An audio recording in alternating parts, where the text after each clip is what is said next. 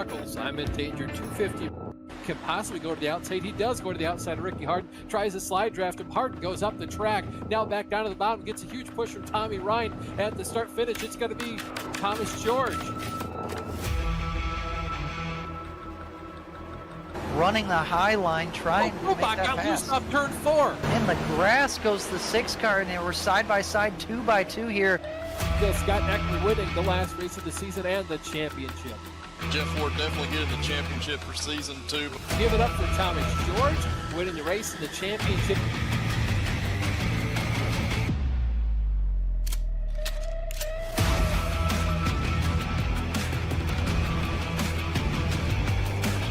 George overshoots the corner. Scott puts that car just where he needs to on the middle. It's going to be a drag race through the kink.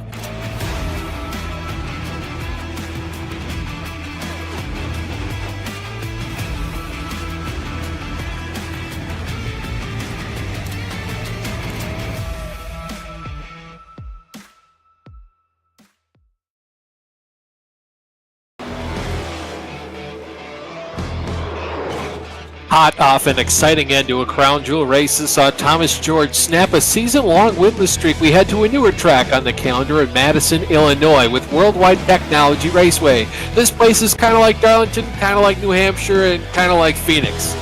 It's kind of one of those tracks. It's going to be weird as we call the race all night long to really figure out what all these drivers are going to have to cope with for 120 laps tonight.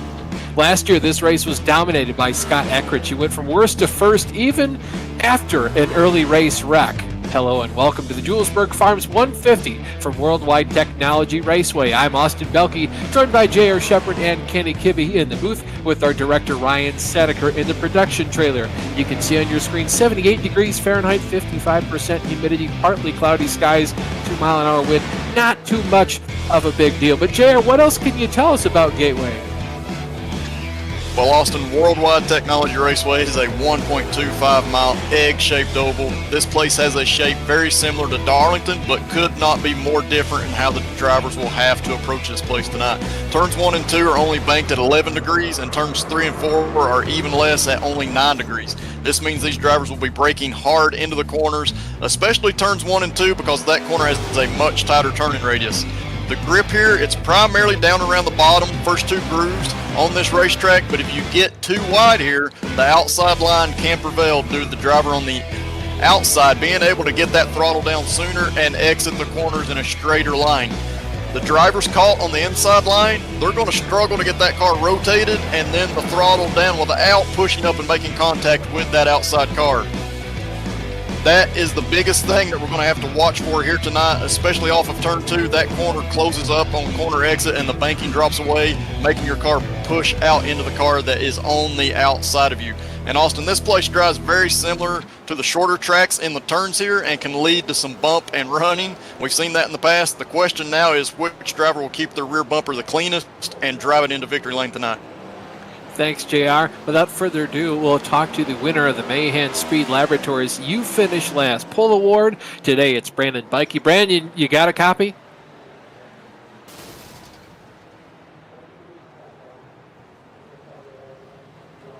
guys hear Brandon? If you're talking Brandon, I can't hear you.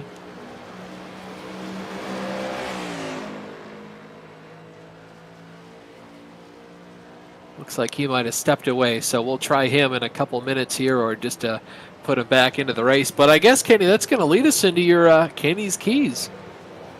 All right, guys. Well, it's a short race tonight. 120 laps, only 150 miles tonight. 4 sets of tires, counting what is on the car. And 2 pit stops, only for tonight. But the keys tonight. New short track tire model as of today. So not a whole lot of practice on this new tire model for these drivers. I personally have not had any time in the car since the new tire model update. So that could be an interesting, unique challenge for everybody. We might all be learning this evening. Also, you will be doing a lot of shifting here. Some drivers will downshift from 5th all the way down to 3rd gear at times, but bare minimum, you're going to have to downshift to 4th at least. And lastly, Oh, there we go. And lastly, track position is going to be so important here, and you need to have it at the right times at the stage when the stage break or finish is going to come in, and of course the finish of the race. Relatively short field, but still you can get mired back in traffic, and it's hard to make up those spots. You need to have the track position when it counts. Thanks, Kenny. Without further ado here, we can go ahead and run you folks at home through the starting order for tonight's race. The winner of the Mahan Speed Laboratories, you've won the pole award. Brandon Bikey starts on pole. Starting his outside is the number 24 car of Cody Dempster. And then number 55, Yaz's Sandwiches Shop. Ryan Yazik lines up in third. Starting in the fourth position, it's Saif Ferris. D. Dambiosi's going to roll off in the fifth spot, followed by Creighton Carter, who lines up in sixth, with Jeff Ward starting in the seventh position. Adam Beef Jersky is going to roll off in eighth, followed by Michael Krobach in ninth, and Colton Salick rounds out the top 10, followed by Mike Rasmus, who rolls off in 11th position, and Woody Mahan, who starts to his outside in the 12th position. Jonathan Cadell rolls off in the 13th position, followed by Jordan Hardish, who starts in 14th, with Ryan Rose rounding out your top 15 starting spots. Pete Baskins is going to roll off in the 16th position. Good to see him back. Chris Lanini in 17th, with the previous two champions of the league, Thomas George in 18th, and Scott Eckridge, who rounds out the 19-car field. Just a quick recap. The entire starting field is based on a complete inversion of the finishing results from last week, followed by the people that are here this week and weren't last week. And then last but not least, our two defending series champions. You see them all the way at the back end of the field. JR, this race is going to be a good one. I'm pretty excited to see if we see as much excitement out of the virtual race as we saw over the real race this weekend. Yeah, for sure, and there's a lot of unknowns here with the updates through iRacing today, so it'll be very interesting to see how things play out and which driver can figure it out the fastest. iRacing pace car leading the field through turns 3 and 4. Brandon Bikey has control of the field in that number 3 machine. iRacing pace car makes the hard left turn down onto pit road. Now it's all up to Brandon in terms of when he'd like to start this race. Green flag waves, lots of wheel spin out of that 3 car. He immediately pulls down to the bottom. That's going to allow Cody Dempster to take the lead easily there on the high side. He'll be able to slide himself down on to that inside lane. And Jared, let's see if we can see a crossover here out of Bikey. Yeah, he certainly tried to, but the tires are a little bit too cold right now to try to make that work. But he is going to have to take note on that restart that inside line is very slick. Yeah, good start there for Brian Yazik. He did start in the 3rd position, but nice for himself to be already clear of other cars. Single file for the first 3 cars right now. Look at Jeff Ward. He's already gained about 2 spots already just in the first lap or so, getting even closer to 3. Yeah, and Jeff's P2 in points right now, not far behind the guy that's behind him, Colton Salick, so he's definitely looking to charge and get up there early, make sure he gets those stage points at halfway. Now the top 5 are all single file down to Colton Selick. The first side-by-side battle we have is Michael Krobach versus D. Dambiozzi. That's Krobach on the inside, Dambiozzi up on the high side. Excuse me, that's Creighton Carter in the 89. That's my bad. Yeah, and it's going to be interesting, Austin. We're seeing some 2-wide action here. You'll start to see that outside car, once tire temps come up, have a slight advantage, at least on corner exit, if they run that inside driver tight enough, because it's just so hard to get that car rotated down the bottom. You can see almost 3 wide back there in the pack. Some drivers looking on the absolute outside of the track. But, Ken, you have to be careful just how far up you go, because sometimes, especially later in the race, there might be marbles the higher you go. Yeah, and it's really easy to overcook the entry to these corners. You really have to start slowing down quite early. And, you're seeing on screen here the benefits and the detriments of both the outside and inside line. The outside line will have a good run down the straightaways, but you're going to give up a bunch of time on that entry trying to get the car to turn. And you really don't want to go all the way up towards the wall here. You want to keep it at least in the middle of the track. But the bottom side got the good grip around the corner, but you get a horrible run off of the corners. We actually have a car up in the outside fence. That was D. Dambiozzi off screen. She's trying to recover the best she can. It looks like she'll keep it going down into turn 3. Yeah, it looked like there was a little bit of an argy-bargy moment there. Thomas George apologizing to a driver. I think that was Ryan Rose. Rose got his nose chopped off there, and I think he had a little bit of contact with D. D'Ambiozzi trying to get the car back up underneath him. That might have been what saw D on the outside. No, it looks like he might have lost it there off of turn 2. Regardless, it's still the number 24 car of Cody Dempster. He's got about a 6 or 7/10 of a second lead over Brandon Bikey. Brian Yazik, though, is hot on the heels of that number 3 car. That 55's chomping at the bit, JR. Yeah, for sure. And he finished 4th here last year. I think was running better during that race. Just had some things that moved him back to 4th at the end. So he definitely knows how to get around Gateway. Looking forward to coming here tonight because he knows this is a track that he can capitalize on. Yeah, you're right. Brian Yazik did finish 4th the last time we came here. He even led 7 laps. So this is definitely one of those tracks he's a lot stronger at than some of the other drivers. And look at the driver behind him, Jeff Ward. The last time we were here, Jeff led 30 laps of this race, so I expect to see that 9 car fighting up near the front pretty much all day long. Yeah, for sure. And guys like Brian Yazik, Jeff Ward, and even Michael Krobach, who has moved from 9th place up to 6th, those are drivers we typically kind of watch for long run pace. We're seeing Yazik getting a little bit loose there off of turn 4. But yeah, definitely with the new tire model, we want to see how those 3 drivers in particularly do if we get a long run. Look at Brian Yazik going way up the track in turns 1 and 2. Let's see if he gets a big run here going down the backstretch, or maybe he was just moving over to give Jeff Ward the position. Kind of a Mark Martin move, saying, you know what, maybe right now I'll go ahead and run you down later. Yeah, definitely got to be smart on this type of racing. We talked about Gateway. It can be very physical at times, especially if the car behind you is faster and is having a hard time passing.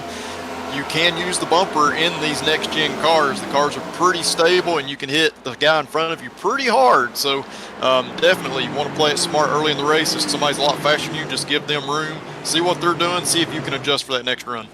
As Jeff Ward continues to pull away from Colton Salick there. That's the white number 91 car battling that dark red Yaz's Sandwiches shop, the 55 car of Brian Yazik. And now all of a sudden Michael Krobach starts to come into shot as well.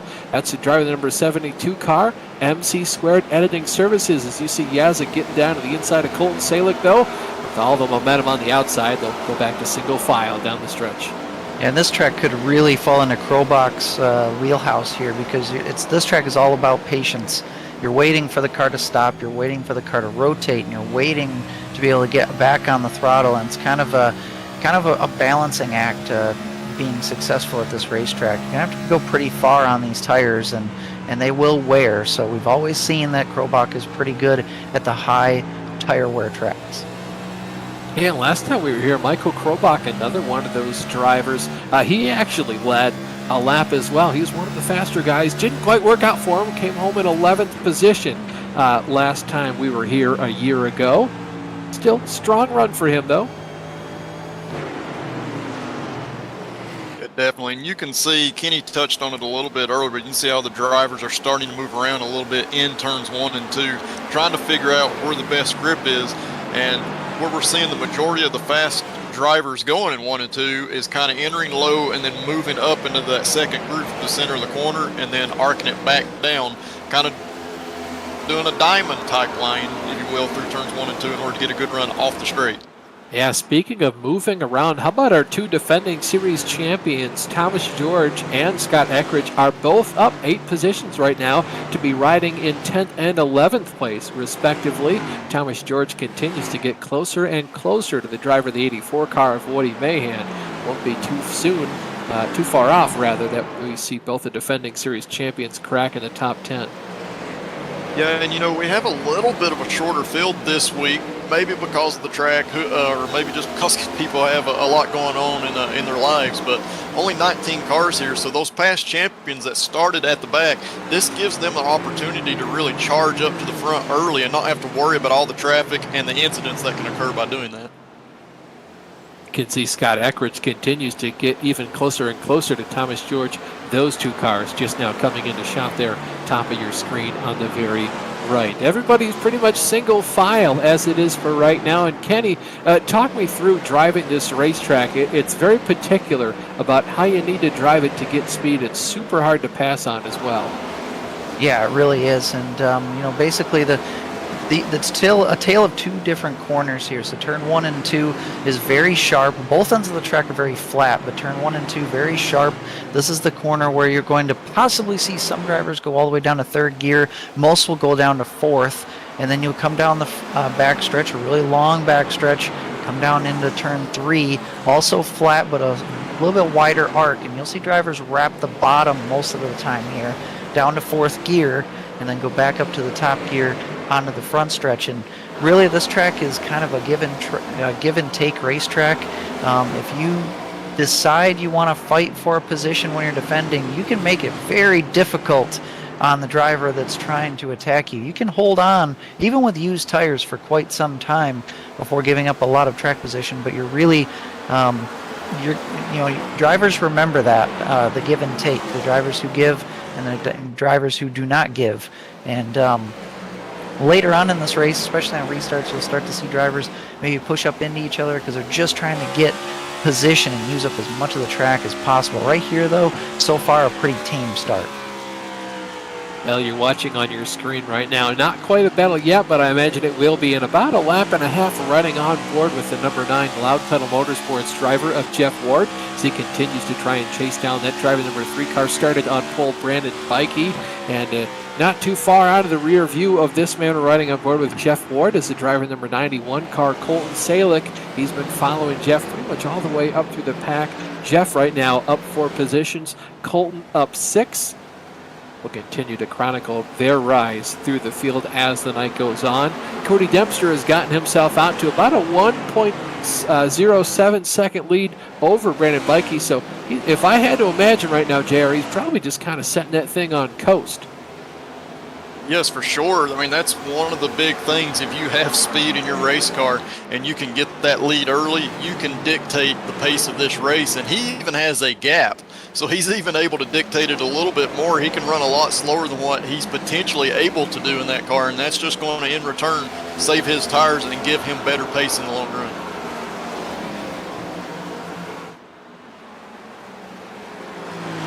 You're looking at right here, number 72 car, Michael Krobach. I didn't know this. I don't think they really told us much about it, but he's actually been driving around with a broken femur for the last couple weeks. He got it tripping on a patch of ice outside his residency. So mad props to Michael for driving with a broken leg all this time. I mean, heck, Chase Elliott was out for 4 weeks, and I don't think Mr. Krobach skipped a beat.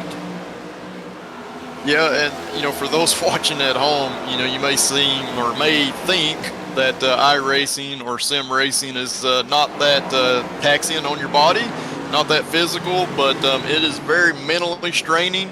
And I can assure you that when you're sitting in these positions and having to fight the force feedback of the wheel and the pressures from your pedals, that it can physically get to you if you have an injury. So it's just amazing that he's been able to perform at the level he has with that leg injury.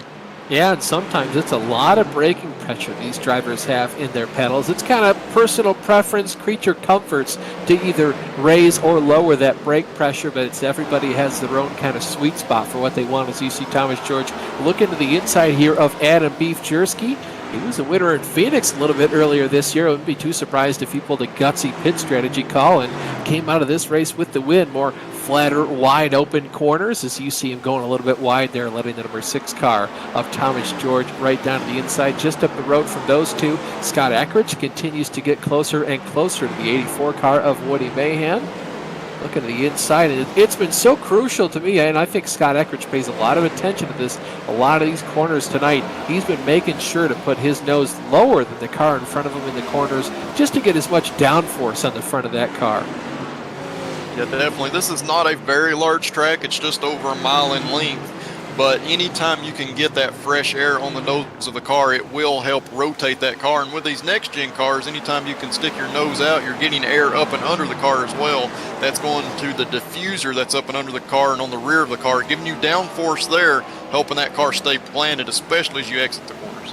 Yeah, and talk about that give and take like we mentioned earlier in the broadcast. You can see Woody Mahan got the call that Scott Eckrich was down to his inside on the backstretch, lifted just a little bit early, braked a little bit harder going in the corner just to make sure they entered turns 3 and 4 at single file. And Kenny, I think right now, if you're Woody Mahan, this is a great learning opportunity for you to go ahead and follow Scott Eckrich around the racetrack, maybe pick up on his braking points, his turning points, where he gets back on the throttle, and really where he positions the car, especially in the center of these corners, because they're so wide, they're so flat. There's basically, you got to board in the center of these corners, I would imagine.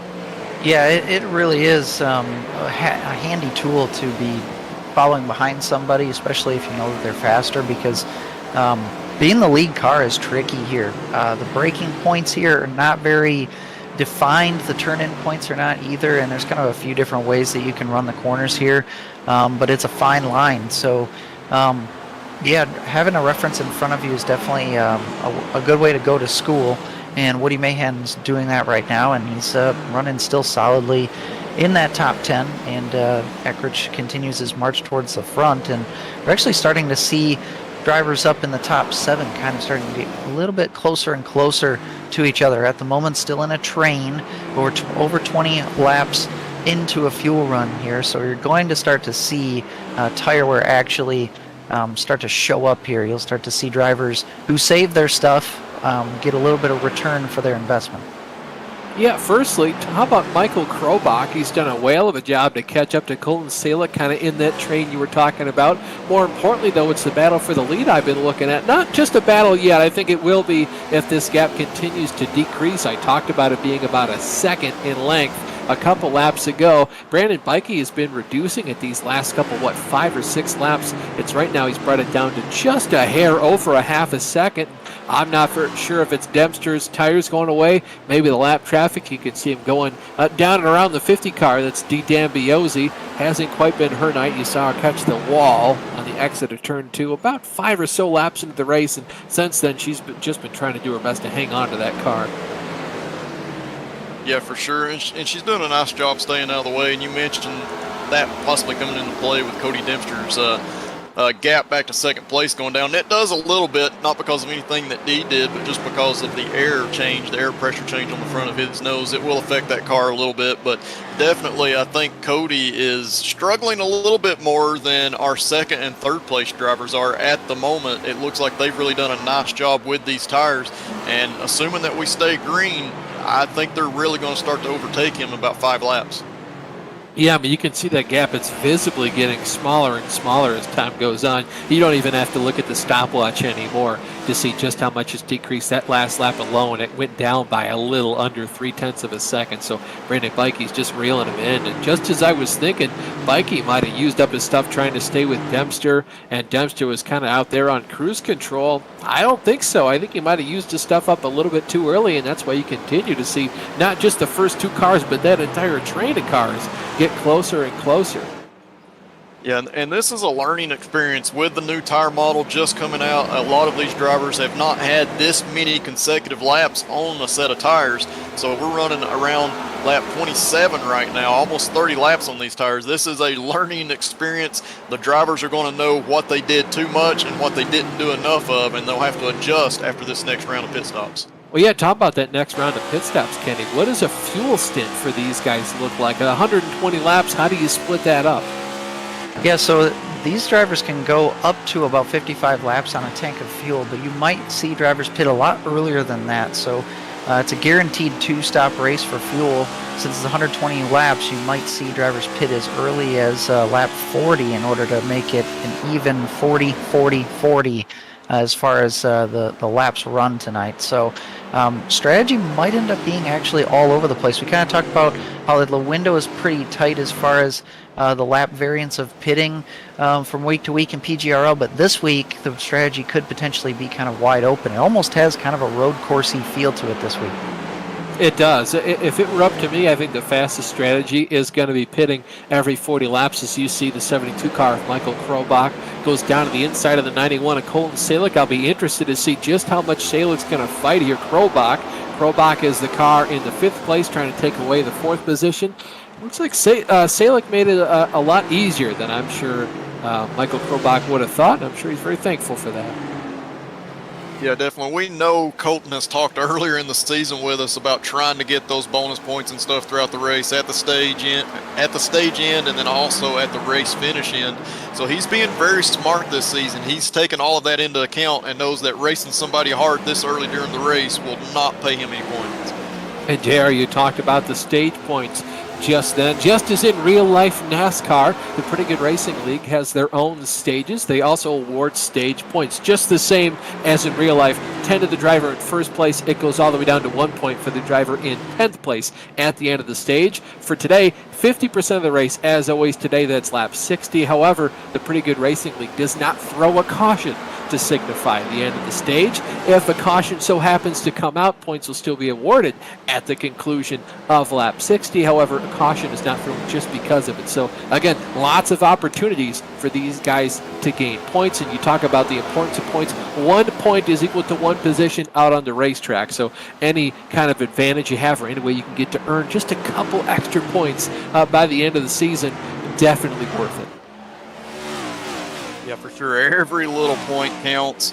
We even know that PGRL gives out a safe driver award. The driver that has the least amount of incident or contact points throughout the season, that's worth 10 additional points. So that is something that drivers even go after, just because 10 points, it can be pretty huge at the end of the regular season.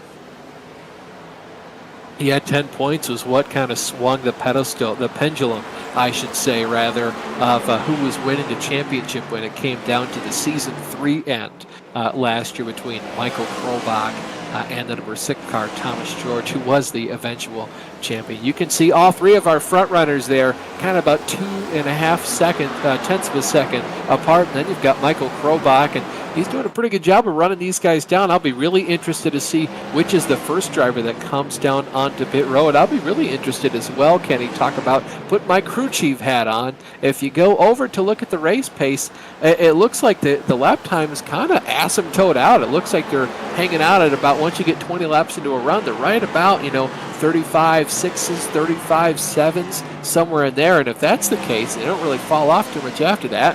But still yet to see. Might not be too bad to pit right about now and maybe undercut the field.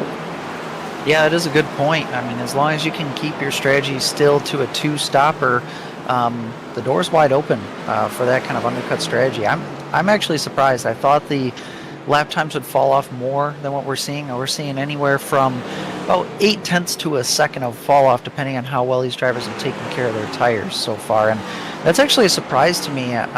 With the track temp being 121 degrees, it's really hot out there.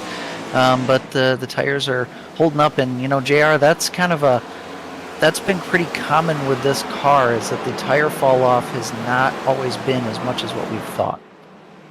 Yeah, correct. And, it kind of stinks on the strategy side because of that when we do get the long green flag runs. But definitely right now we're only seeing the fall off a little over a second, getting close to a second and a half at times from their fastest laps. But it's stabilized, like Austin said. So, this car seems to definitely fall off pace, but then stabilize, and you stay at that pace throughout the rest of the run. That makes strategy of coming in and pitting, trying to do the undercut, a little harder to do, especially at the tracks that we're running out here recently.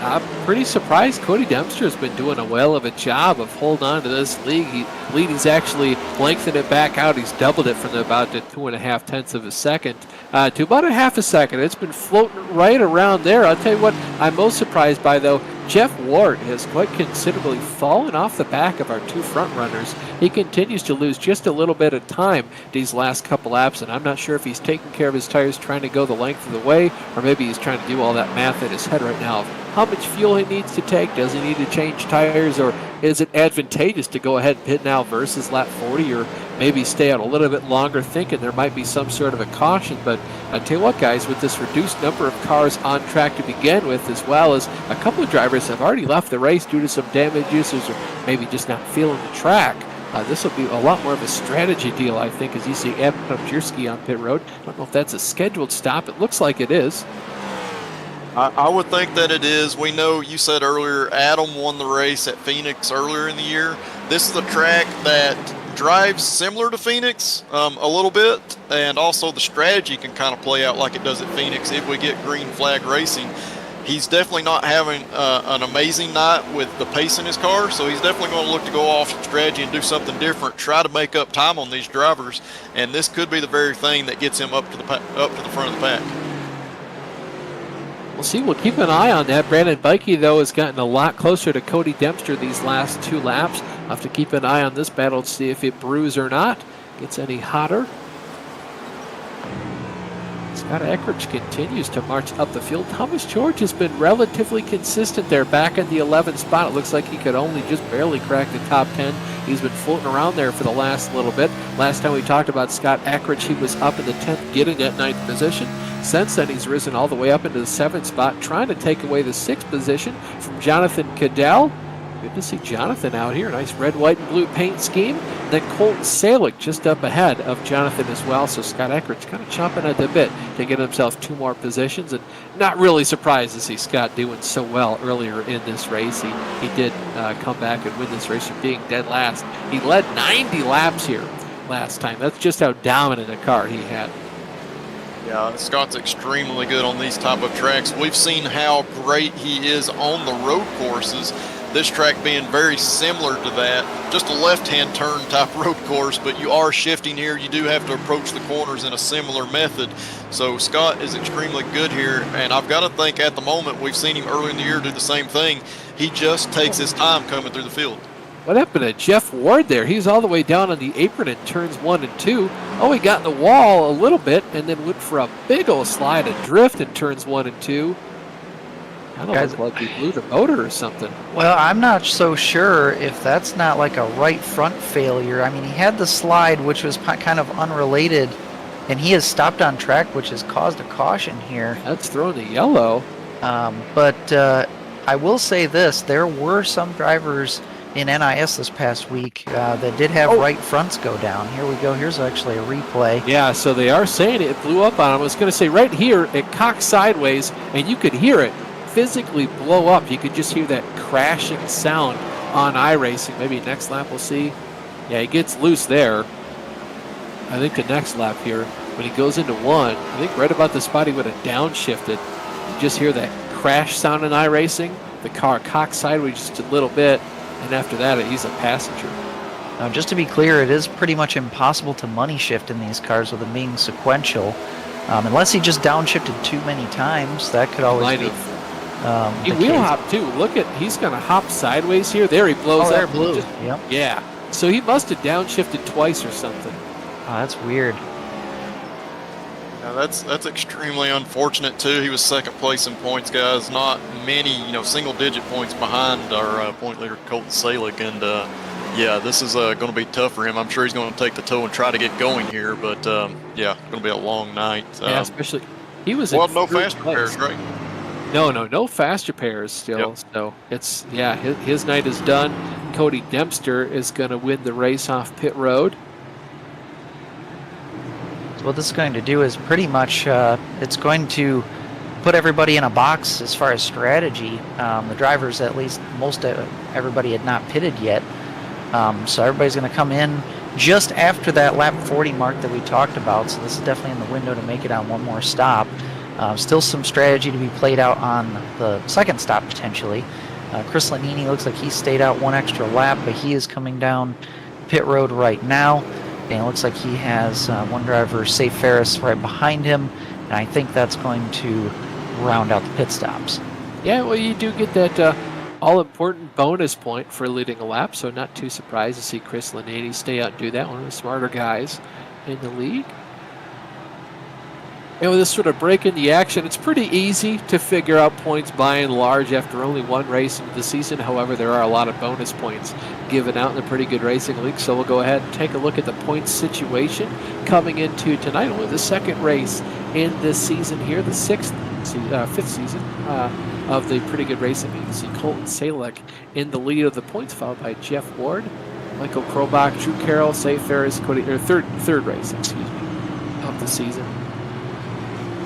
Safe Fares rounds out the top 5. Cody Dempster in the 6th position, having a strong run here tonight. And talking about Jeff Ward being 2nd, points big hit for him, but there are drop weeks, so it's not the end. All hope is not lost. Scott Eckridge rounding out the top 10 in points if we go to look through 11th place through 20th in the points position. See Brian Yazik in 12th. He's actually tied there. Dan Biozzi, pretty good run for her. 14th in points after 2 races. Yeah, Austin, there's a lot of drivers on this list in the top 20 that are not here tonight, so definitely going to be a shakeup in points for sure after this race. Like you said, they do have 2 drop weeks throughout the season, so things can change by the time we get to the last race, going into the championship race, but definitely an advantage for the drivers that are here to kind of capitalize on the ones that are not tonight. Yeah, looking there, 18th or 16th in points, Woody Mahan. He should gain a handful of positions there in the points after tonight just by virtue of showing up and running the race. So good for him. I'd like to touch on real quick. I'd like to touch on the attrition department. We all know Jeff Ward has retired from the race with that engine problem. D. Dambiozzi is still out there, but 6 laps down after his heavy damage repair. Jordan Harnish had a late start today and ended up pulling off the track, so he's out. Ryan Rose is out, and Pete Baskins will finish last tonight. Thank you, Kenny. Excellent point to touch on that. And lights are out atop the iRacing pace car, so we are going to go back to green flag racing this time. Talk about all those position gained there by Scott Eckridge on pit road. Went on to pit road in the 7th spot. Came out in the 3rd position. He's got the 69 car of Jonathan Cadell. He's had a nice run so far tonight. He gained a lot of positions on pit road as well. iRacing pace car makes a hard left turn down pit road. The field is now in control. The number 24 car of Cody Dempster. Does he get all the wheel spin that Brandon Bikey got? Does Bikey retake the lead? Not quite. Masterclass of a start there by the 24 car of Cody Dempster. He's going to pull away solidly into the 1st position there. Scott Eckridge making a move to the inside of Brandon Bikey. Bikey throws the car into turn 1 and 2 just to make sure that he's going to be clear throughout the rest of the corner. Scott Eckridge going to cement himself into the 3rd position. You can see the first 5-6 cars all single file jockeying for position. Back in the back of the pack, that Safe Fair is poking his nose out just a little bit as they head to turns 3 and 4. Yeah, these drivers quickly get single file up front, but we can see back here with Creighton Carter and I believe Safe Ferries, they're going side by side, still trying to figure out who wants that position at the moment. Kenny, it looks like you've got a final report here on Jeff Ward.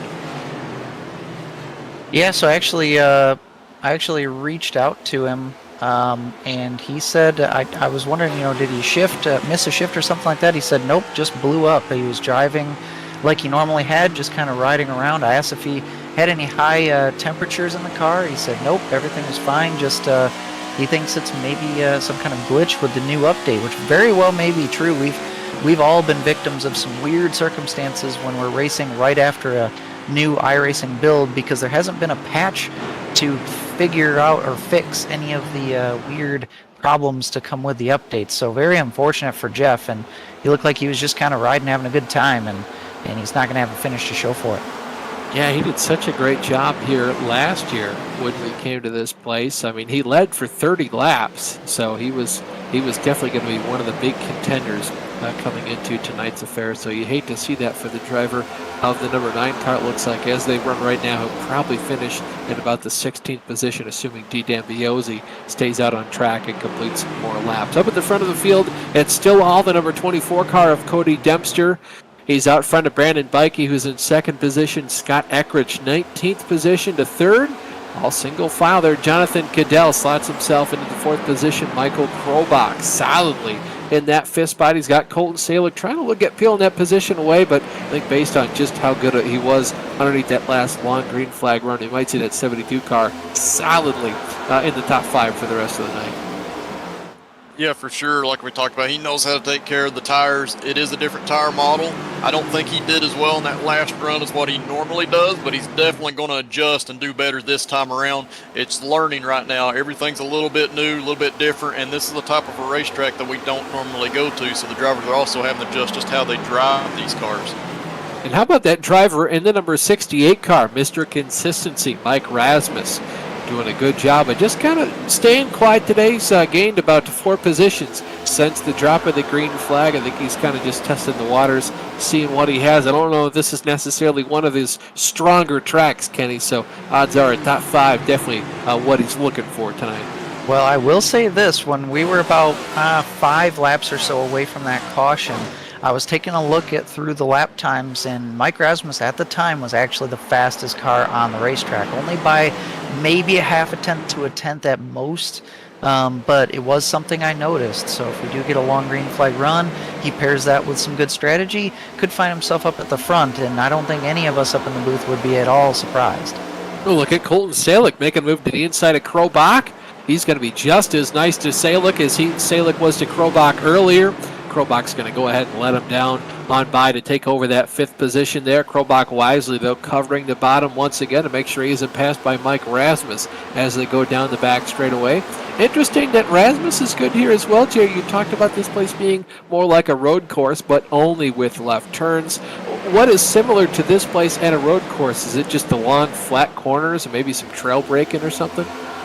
Yeah, most of it is the braking into the corner and the position of the corner where you do your downshifting, because the downshifting can actually help, number one, slow the car, but can also help rotate the car if you do it in the certain areas. Every track's a little bit different as to where that area is, but the guys, or the drivers, that are good on the road courses know where to do that at, so they're able to apply that and do the most. And the thing is, we see a lot of drivers really arcing it in. The ones that are good on road courses, they don't necessarily have to arc it in. They know how to enter low, and they can make up a lot of time on corner entry. Well, I assume as well, if you don't have to arc it in, you're also doing a lot better on your tires, especially because you're not asking a lot of them at the high speed just to go ahead and steer yourself into the corner.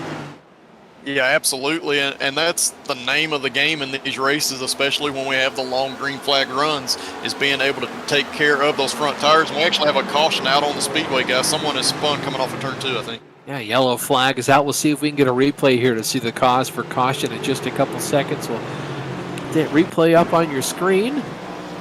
Yeah, so this was just a solo spin by the 44 of Safe Ferris. He kind of got, there's a patch in turn 1 and 2, at least on the iRacing version of this racetrack, where it's kind of acts like a seam, and he got his left side on that and just got a little bit loose off turn 2 and had a lazy spin. Did a good job at not hitting anything, though.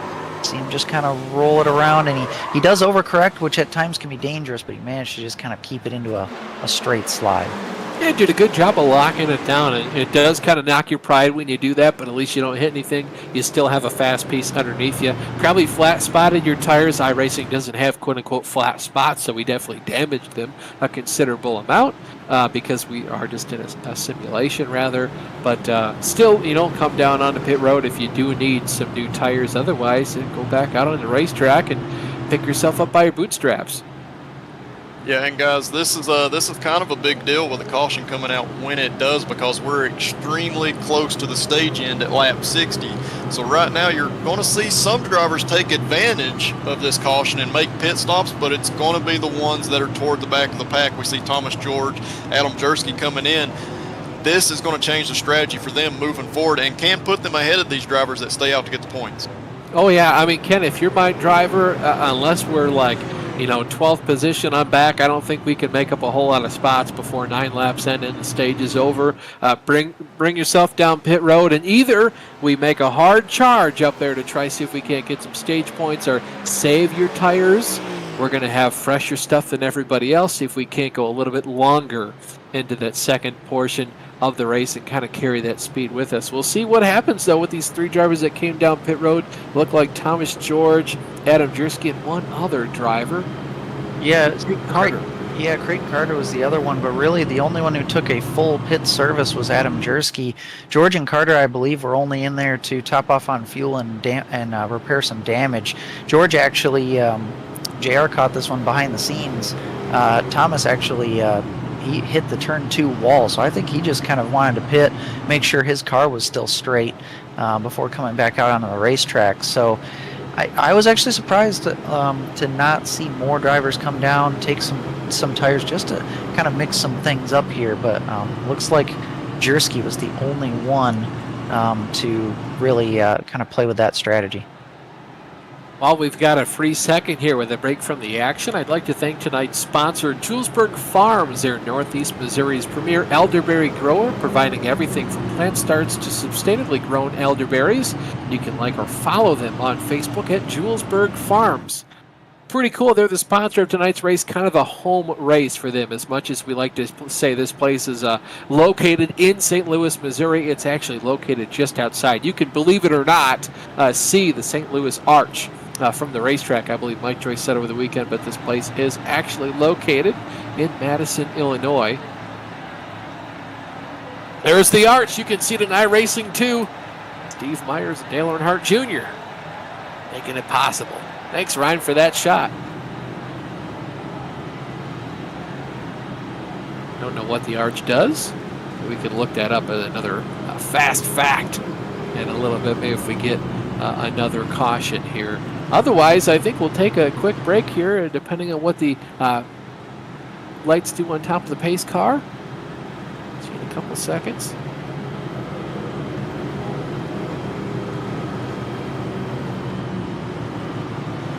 Looks like they're off, so we're going to go doubled up here.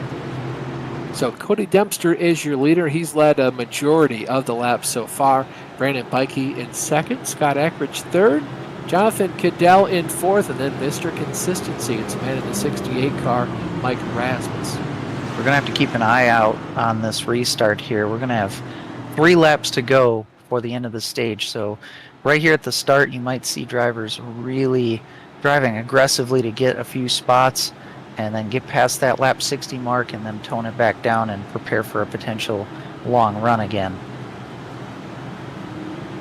So if you're Adam Jersky right now, how hard are you going to push on him? I mean, if you make up 4 spots, you can find yourself inside the points here for stage points. It really just depends. I mean, you're only going to have 3 laps to gain 4 spots or more. Yeah, I mean, honestly, I think if I'm Jersky, I'm just kind of taking what the track's going to give me at this point. I almost think that overdriving might end up just hurting you in the end.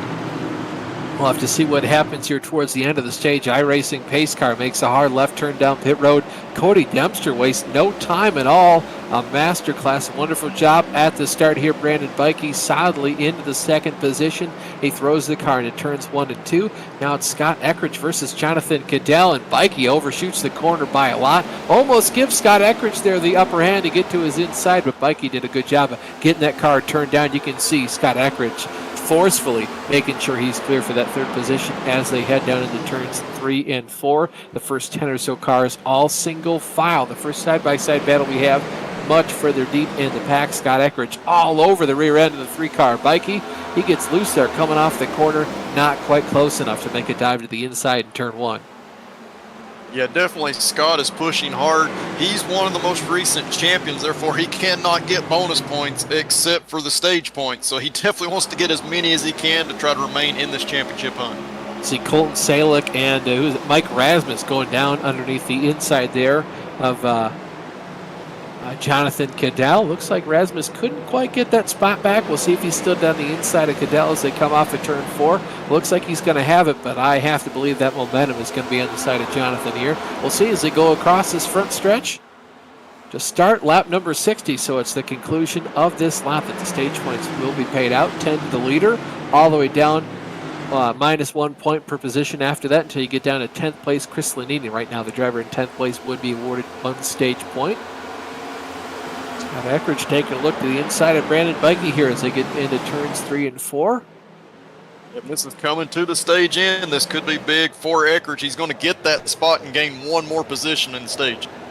So Cody Dempster is going to win this stage here in St. Louis, Gateway Motorsports Park. Scott Eckridge in second with 9 points. Brandon Bikey, Colton Salick, Jonathan Cadell, Mike Rasmus, Michael Krobach, Woody Mahan, Brian Yazik, Chris Lanini held on for a stage point. Good for him in that 92 car. Oh, we actually have one in the grass in the backstretch here. Creighton Carter was toward the back of the field. Had just kind of got loose off of turn 2. You see it on the screen there. Went through the grass and just barely tapped the inside wall. Yeah, he just barely clipped it, but he's able to keep going, but has lost all of the track position he had. Let's see if he's got any steering damage after that. Brian Yazik going down and around the 84 car of Woody Mahan as they go into turns 1 and 2. Good position there for the Yaza Sandwiches shop. Chris Lanini looking to try and make a position as well. Not quite close enough to take advantage of Mahan going up the track in turns 1 and 2. Further up in the field, looking at the number 91 car, that's an all-white car. Colton Salick sandwiched in between Brandon Bikey and Jonathan Cadell.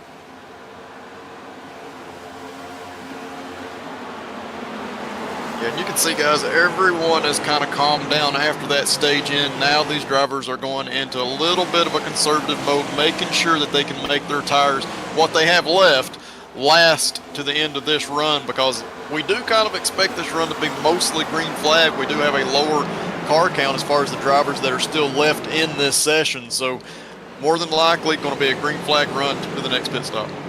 Well, you know what? I mean, if you don't think that the yellow flag is going to come out for at least 55 laps, I'd go ahead and come in about a lap or two from now. You can make it to the end of the race on that much fuel. I'd go ahead and undercut the field as much as possible. See what those new tires can do for you. Get yourself off strategy. That might open a lot of doors for you. Yeah, absolutely could. And, you know, some of those drivers, such as Thomas George, we've not seen him push real hard. Not sure if he has some damage from the wall contact earlier or not, but he's not been pushing real hard. And he's the closest one, along with Adam Jersky, to being able to make it to the end of this race. So, if anything, they only need a splash of fuel to get there. That's a very quick pit stop compared to what some of these other drivers need.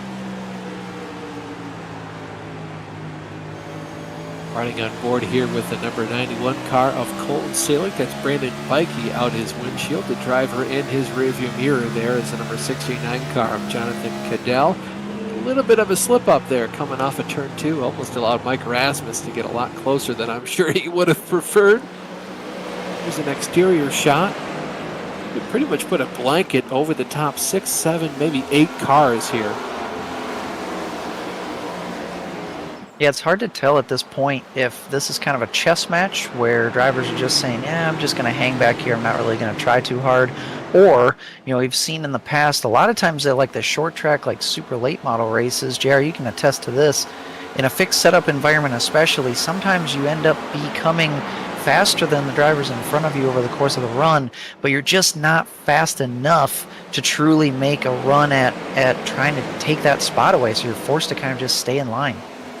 Yeah, it's very true, particularly with the fixed setups, because a lot of times the fixed setups are really tight, at least on corner entry and through the center of the corner, and that's really what gives you options, having that freer race car to be able to run different lines, different grooves through the turns and set up a pass. When the car's a little bit tighter, you're just not able to do that, so you can be a lot faster than the driver in front of you, but you can't get any type of a run off the corner to make that pass.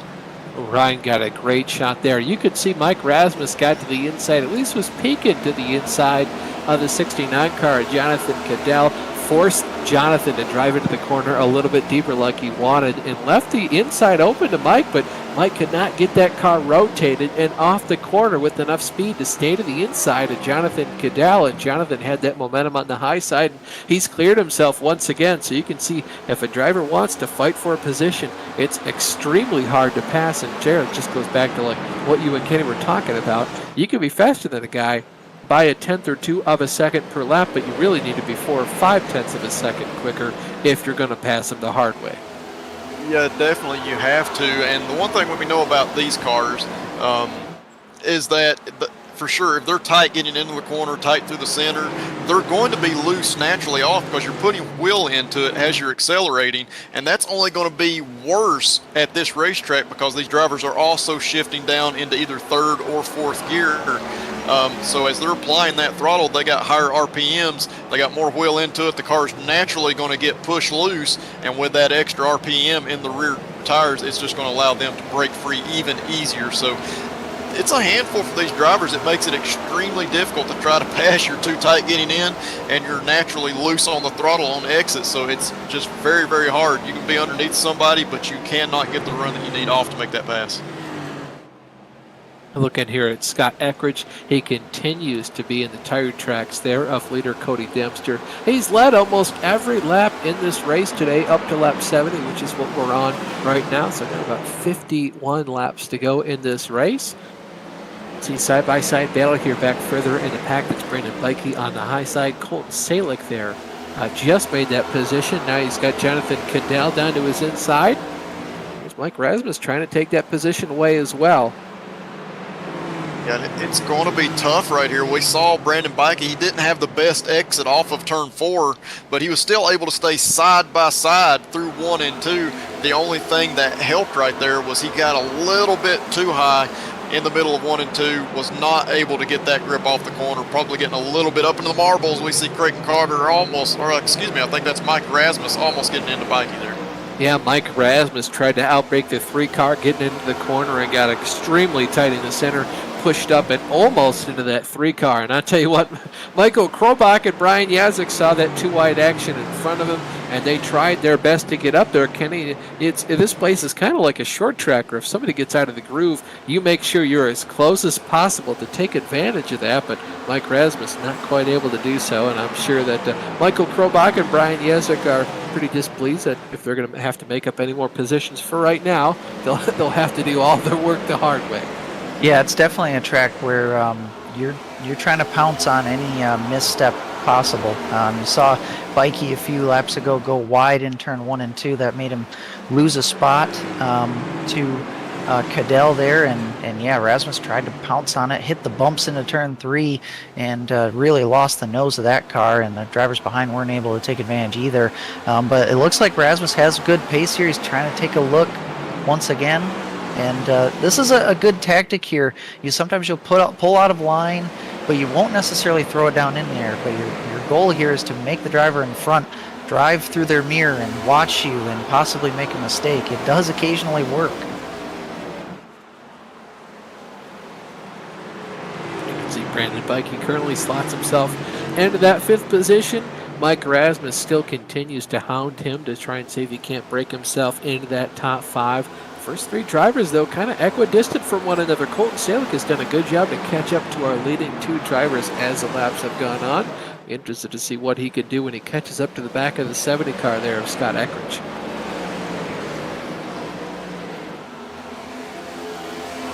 And we're about 46 laps to go at this point. So if we were going to split this race up evenly from the beginning, like we were talking about, we're only 6 laps away from pitting. However, we could have strategy kind of all over the place, and really, honestly, I think this pit stop coming up is going to be the difference between victory and a loss today for these drivers. Drivers are staying pretty close together, but they're not doing a whole lot of passing. As you see Bikey trying to prove me wrong, trying to make a pass back on Cadell. But this pit stop up here going to be the most important, one of the most important of the season, in my opinion.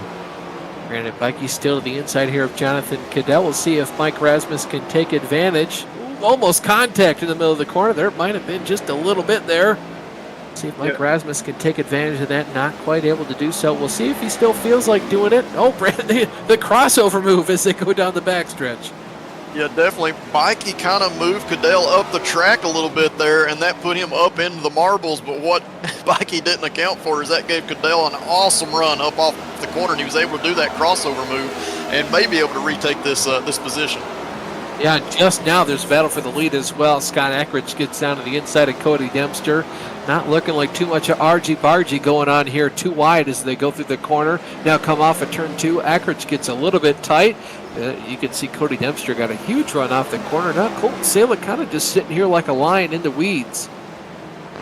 Yeah, he's trying to figure out which line's going to go because he'd like to follow it. That's the easiest way to make passes. I've been that driver in the lead trying to make those passes. You work so hard, and then the one behind you just falls through, and it's very frustrating because it allows them to save the tires. But that is the thing to do if you're that position of the driver behind the ones trying to battle for the position there.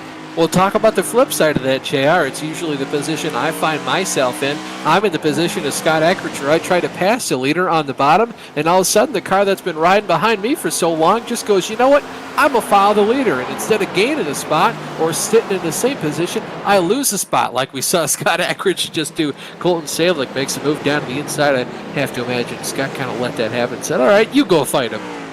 Yeah, and to your point, Austin, it is very frustrating when you feel like you are faster, you're trying to make that pass, and you're having to do it on the part of the racetrack that is the hardest to make the pass on, the inside in this case, and then the guy behind you is just able to capitalize and pass you instead, and you lose a position. It's very frustrating. There is definitely a game of chess going on that you're having to think about every move you make to make sure that you're not going to hurt yourself ultimately.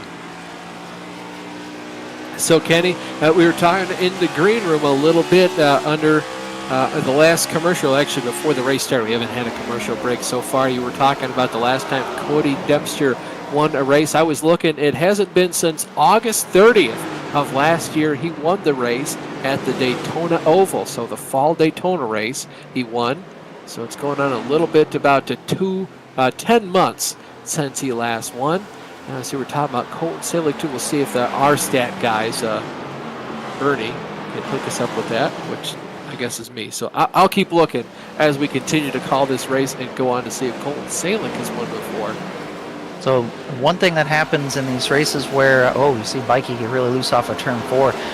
One thing that happens in these races where there's not a whole lot of passing and the passing is very difficult, as soon as a battle starts brewing, that immediately affects the rest of the field. So we saw the leaders getting side by side, and that started bringing the rest of the field to them. Well, now they've single filed out, and they have stretched the gap back to the rest of the field. But Jonathan Cadell has kind of gotten by himself in 4th, and that's reflected. He has run away from Rasmus and Bikey and company, who they have been battling more recently, and now they are all kind of bottled up. Rasmus has finally gotten around Bikey and trying his best to get away from that group, and that has also brought Krobach and Yazek back into the fray. So it's just interesting to see how these battles shape the rest of the field. Is again Bikey trying to come back at the 68 of Rasmus. Yeah, you can see they're too wide down the back straight away. Brandon Bikey a little bit poor run there off the back stretch of turn 2. Looks like he's going to slow that car down, bring himself onto pit road. I like this strategy, guys. It's a lot of opportunity here. He's got about 40 laps or so until the end of the race, so definitely a lot of opportunities, a lot of options. Yeah, and Austin, we talked about the fall off on tires not being huge, so it's not a real big deal with the undercut. However, when all the drivers are this close together on the racetrack and are not able to pass, that small advantage on that undercut can be huge. It'll put you ahead of these drivers, and then those drivers are going to have a hard time getting by you. So this is a big deal with him pitting at this point. This could put him in several positions ahead of where he was running.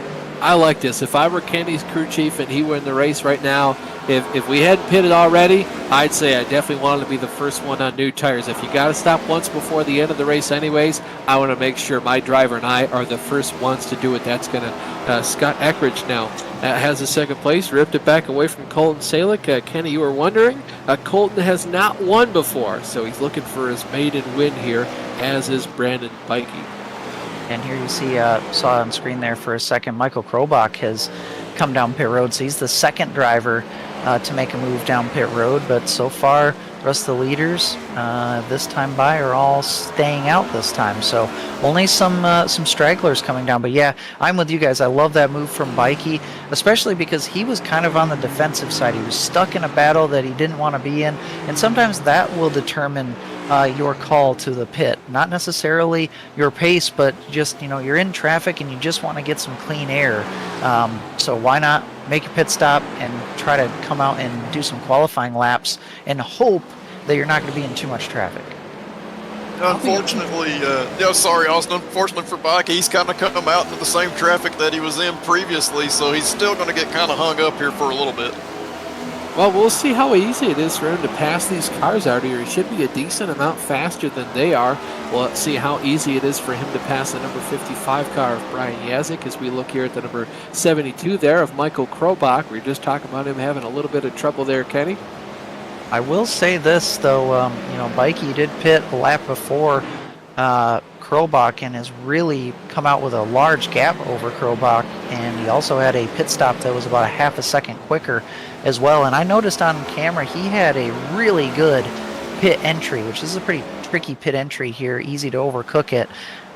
So he did really well on that pit stop, and it shows with a large gap to Krobach. You see on screen now Brian Yazek making a pit stop, but again, he's the only driver this lap to come in. Yeah, Ryan, let's look at this 3-car here, Brandon Bikey. He is cutting through the field here like a warm knife through butter. Look at this 3-car as they go into 3 and 4. He's passing number 69 car, Jonathan Goodell. Look at how much he's going to gap him in the center of the corner, especially corner exit. Even right there through the center, watch, he's just going to walk away from him. That's what new tires can do. That's the kind of advantage he has on these new tires. You see D. D'Ambiozzi in the pit road. Chris Lanini has said that he's going to come in this time by, like this strategy call for the 92 car as well. Yeah, for sure. This is definitely going to gain him positions during his race and help him to get a better finish. The drivers that are still out front, like Dempster, Eckridge, Salick, these drivers are kind of playing it a little bit conservative, probably hoping that a caution will come out before they need to pit.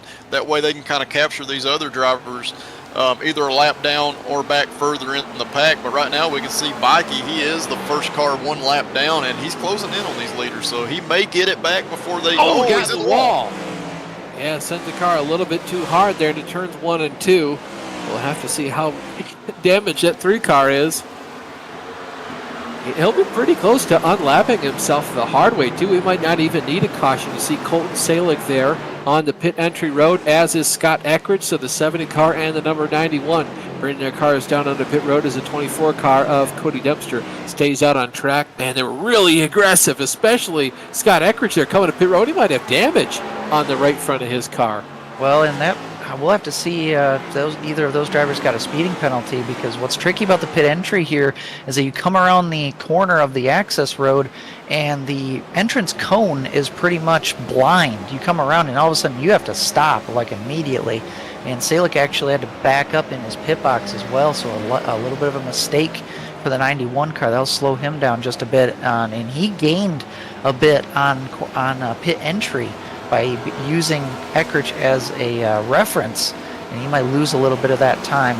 And it looks like he's still in his box, so wondering what happened. Oh yeah, he does have a black flag, so he definitely has a penalty of some sort, and Eckridge does as well.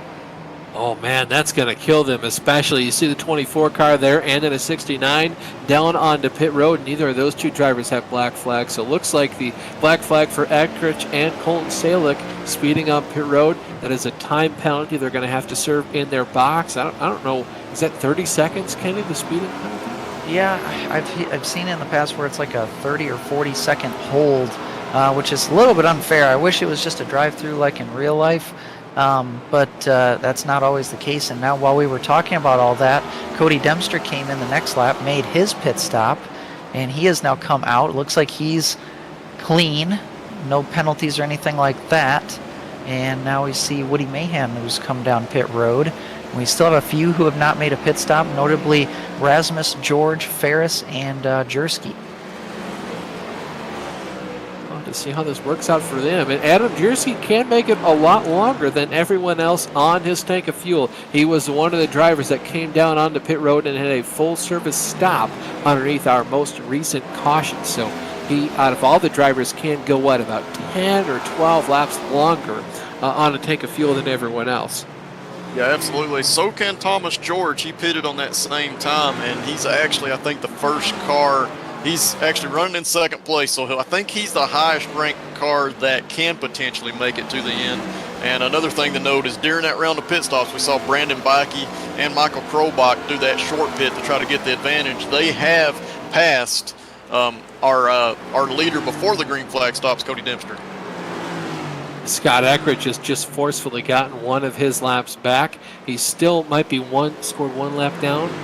No, he got his lap back. He was only 1 down to begin with. So he got his lap back the hard way, but you talk about how much time he has lost right now. The 70 car of Scott Eckridge going into turns 3 and 4. The car he was battling, Cody Dempster, he's exiting turn 4 right now, so that pit road speeding penalty cost him a lot of time.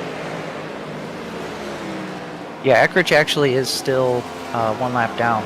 That he was 2 down. Salick is still 2 down, right behind the leader. Currently, we have 8 drivers on the lead lap because of the 4 drivers who have still not made their pit stop. And if we take a look down the backstretch, we can see Cody Dempster going down into turn 3. He is trying to run down Brandon Bikey. He got around Michael Krobach while we were talking there, and he's trying to run down Bikey. We saw Bikey get into the wall a little bit earlier, and he hasn't had the best of tire wear today. But Cody Dempster also has not had much dirty air today, so he'll have to be calculating and smooth here. Still have a decent bit of time left, about 25, 26 laps to go. He just needs to be smooth to make up this gap. You see, that's the gap on screen. That'll be for the provisional lead, as long as no one else can make it on fuel. We'll have to see here as time winds down which driver comes out of this on top as well, too. The 24 car hasn't really had to pass a lot of people. He really hasn't passed anybody.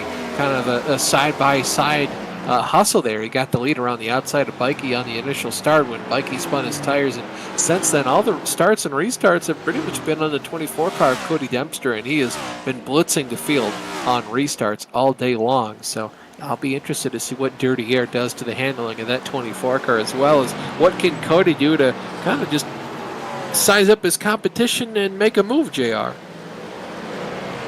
Yeah, for sure. And the one thing, we know Brandon's been out there on several laps. He's obviously used his tires because he gained a ton of time on the racetrack, and we saw him enter so hard into turn 1. But the one thing that Brandon has to do here is, as soon as he catches these drivers ahead of him, like Adam Jersky, and he just went around him quickly, he has to do that each time that he gets there, because Cody Dempster is coming. He's got the fresher tires, and he's going to have to make sure that Cody uses up some of his stuff before he gets there. Then he can kind of manipulate the air to try to hold him back.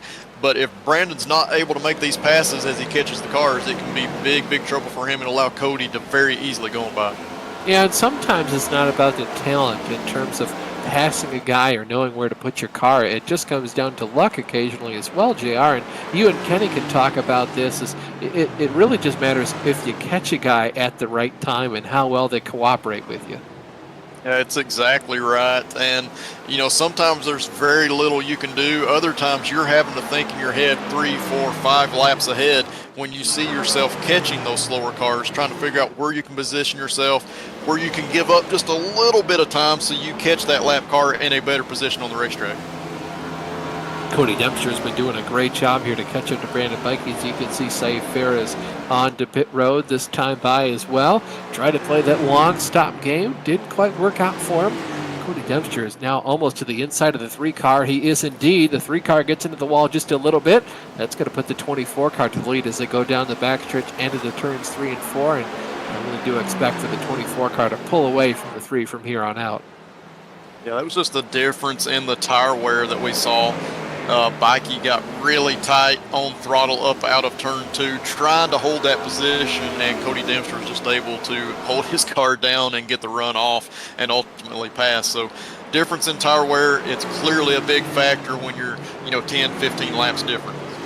And Kenny, you can talk about this as well. All the races at Crew Chief 4, I always try to get us to pull the undercut, but we always have to be really sure that you don't burn your tires off as soon as you get out there trying to get everything you can on those fresh 4 Goodyears. It's also about pacing yourself, and this is when you're a race car driver, one of those areas where even though you have the entire track to yourself, even if you have clean air, you can't just go out there on your fresh tires and run qualifying laps, because before too long, your tires are going to be worse than every other driver out there on the racetrack. So how do you kind of just measure yourself against everyone else and just run regular race pace laps when you know you've got the undercut on your hands? Yeah, it's tough as we finally see there Mike Rasmus coming down pit road, but it's a balancing act for sure. I mean, you want to run really fast laps, and if you do have the clean racetrack, sometimes the tires can be a little bit nicer to you, but you have to be smooth about it, and you just have to be really efficient whenever you get up to traffic. And it's very tempting, especially if you were the first car to pit, it's very tempting to run really hard because you have the biggest advantage out of the field, and it will go away. Sometimes you might run a little bit harder if you know that the gap you're going to build is going to be big enough to last until the end of that next run. But it's so tricky even at a track like this. I noticed when Bikey came out of the pits, he was running really hard, and it did benefit him for a while, and really he's kind of stabilized, but he did obviously lose the spot to Dempster, and now these drivers are fighting for right now, second and third spot. Thomas George out in front, actually just got loose off of turn 2 there. He should be able to go about 14 laps-ish longer than Rasmus did, and which is really close to the end of this race. And another thing I was going to note is that with his pace slowing down, Dempster might actually catch George without George even pitting. Yeah, it's one of those situations where for Thomas George, he's just out there right now hoping for a caution and hoping that by the time the caution comes out and he takes 4 tires, Cody Dempster's pace will have dropped off enough on his used tires. He's going to want to take 4 fresh feel goods as well. And for Thomas George, as much as it looks like these guys are keeping it clean and green, it might just be the case where he's going to get past without Cody needing a caution to do so beforehand. Yeah, Thomas, watching him the last few laps, he's really struggling. Got close to 50 laps on those tires, so very, very little grip at that time, or at that distance on his tires. And then Cody Dempster definitely going to be chewing him up on lap time. Looking here at the driver of the 6 car in the middle of turns 1 and 2. Cody Dempster entering turns 1 right now. He's in their center on 1 and 2, so pretty decent gap, about 5 seconds or so, but Cody's eating him alive on the lap time. He's gaining at least about a half a second per lap after lap after lap. So going back to that how big that penalty was for both Eckrich and really especially Colton Salick. He's still stuck 1 lap down at the moment. And remember, he came in as the points leader, and Jeff Ward came in second. Obviously, Jeff Ward has had a worse day than Salick has. However, Michael Krobach came in third place in points, and he's having another solid day up in 4th place. So depending on how the bonuses and all that stuff shapes up, could end up seeing a new points leader at the end of the day. But we still have 15 laps to go. Anything can happen. Yeah, well, especially too Krobach for right now. If Thomas George does run out of fuel and have to come down pit road before the end of this race, Krobach right here. Oh, Thomas George. Yeah, something's happened to Thomas George in 3 and 4. Yeah, George he slid into turn 3, and he came over the radio and said the tires are done. So I think they've been baked at golden brown at a 350, and they're about ready to come out of the oven.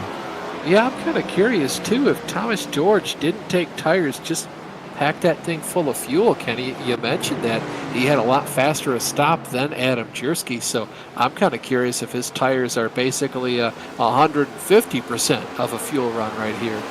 Yeah, you might be right, and he is just losing ground big time. And at one point you kind of have to come in and pit, but at another point you want to stay on the lead lap because you might not have enough time to be able to make up the lap that he's going to lose when he makes his pit stop, but he might not make it on fuel anyway. That's one variable at this point that we don't know the answer to. No, I don't think there's a way that he can make it on fuel. I think he's going to run out. I think for right now, though, he's just trying to slow the bleeding, and the fact that if a caution were to come out before he comes down pit road, he's not totally screwed, but if a caution comes out after he's gone down pit road, he's basically just done for at that point, or if, yeah, he's coming back down onto pit road right now. So, unfortunately, this should put him about 1 lap down or so, and I don't think he's going to have enough time with 11 laps to go when he comes off pit road to make up enough time. No, definitely. He's going to lose a lot of time here. It was a gamble on his part, but we just saw Colton Salick, as George came to pit road, make a huge save. He did not know that George was pitting and nearly wrecked himself trying not to get into the back of him down the back straightaway there. So Colton Salick, we talked about him with points. He's having a little bit of a rough night because he's a lap down. It could have just gotten a lot worse for him. Oh, Thomas George went for a splash and go, so it looks like he's electing to continue to not take tires, Lightning McQueen style. But yeah, I saw that big old wiggle there out of Colton Salick. I didn't realize it was as dire a situation as it was, but that was definitely a big moment inside the car. And it's the second thing, too. Moments inside the car are about 10 times larger than they seem from outside of the car. Yeah, absolutely. It always seems on TV or on the broadcast that the cars are not moving around a whole lot, but I can guarantee the steering wheels are moving a ton, and it really gets your attention when it happens. Yeah, there are times I've been sitting there and I know I'm in a broadcast race. I come out of the corner sideways as you know what. I'm like, man, that must have looked cool on the broadcast. And on the broadcast, I'm coming out of there straight as an arrow, just like every other lap. It's really crazy to think about just how much you miss from looking at a race car from the outside instead of behind the steering wheel like the driver does. Cody Dempster has about a 2-second lead there over Brandon Bikey. It's an additional 2 seconds back to Michael Krobach, looking at a pretty good podium position finish here for the driver of the 72 car. You see the driver of the 70 car, Scott Eckridge, after that pit road speeding penalty. He and Colton Salick are still 1 lap down, pretty much out of the race. Yeah, the Scott Eckridge and Colton Salick penalties on pit road, that really handed this race to Cody Dempster. Assuming that we stay green, that gave him a huge lead with the drivers that he was racing on the same tires, same pit stop lap. And right now, we see in our screen a little bit off and on Scott Eckridge chasing down Cody Dempster. More than anything, I think that's a little bit of a pride thing. Scott's going to try to get to Cody before the end of this race and unlap himself just to say, hey, I had the pace to get this win. Oh, yeah, Scott was definitely the fastest driver. He definitely on set to repeat his victory in St. Louis here at Gateway for the second year in a row. But, just not in the cards for today. I think even if we were to get a caution, he were to get the lucky dog, he'd have about 5 laps to go before the end of this race. And I don't think he's going to pass 10 cars in that time. Well, and that's another reason why Eckridge is going to push here to see if he can get that free pass, just so if we did get a late caution, he wouldn't have to go to the very back of the field, so he could at least try to improve his positioning to the end of this race. Never give up. You always got to push all the way to the end. But, I got to wonder, I mentioned in my keys before this race started how important track position was, and there really hasn't been, other than this one pit stop here under green, there hasn't been a whole lot of opportunities for different strategies to play out where you can make up spots on the pit lane, and that's led to drivers in the top 4. 3 of them started in the top 4, so just a really hard place to make up any ground here. So it was impressive that Eckridge and Salick got up as far as they did, and made it that much worse once they gave up all the track position again.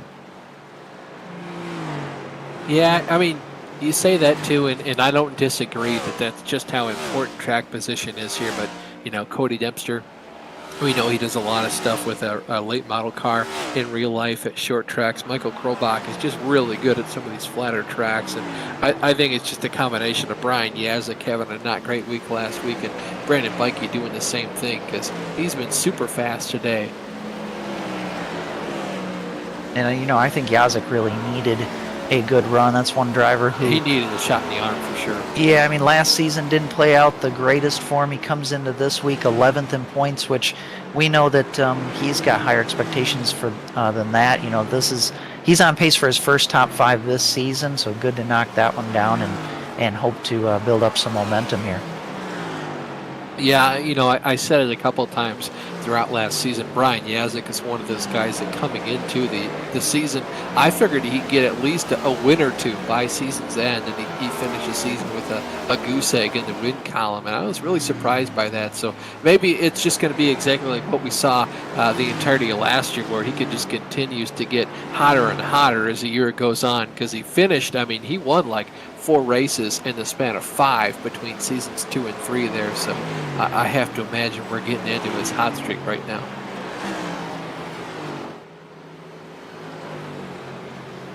But Cody, regardless of the track position, the strategy, and all that, he's kept a cool head and has run a really smooth race. He's running some of the fastest laps on the racetrack right now. He's got a good gap, and we don't have green-white checkers here, so he's pretty much past the point of no return with 3 laps to go. All he's got to do is, have 3 clean laps here and bring her home. Yeah, basically nurse the lead right now. You got 3 seconds back to Brandon Bikey. If a caution comes out, as long as you're not involved or the internet doesn't lag out on you, knock on wood for his sake, he is set to bring this thing home in one piece. He's going to have about 2 laps to go here when he crosses the start-finish line. And it's been a long time since he last won. It's been going on about 10 months since he last found victory lane in Daytona in the fall race. That's that night race. And talk about winning at 2 more different tracks, JR, than a super speedway, where you basically keep your foot on the loud pedal the entire race, to a track like Gateway, where I would say, 60% of the lap, maybe you're on throttle, maybe 50. Yeah, for sure. I would say that the win at Daytona was probably not something that he was expecting, just given his background. But this racetrack here at Gateway definitely fits his background. Oh, we see him getting very close with the lap cars on corner entry.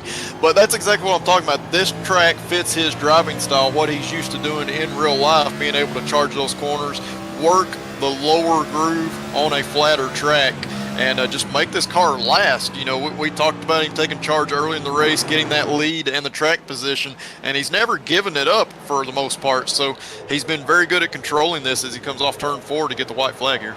Yeah, white flag last time by, checkered flag in the air.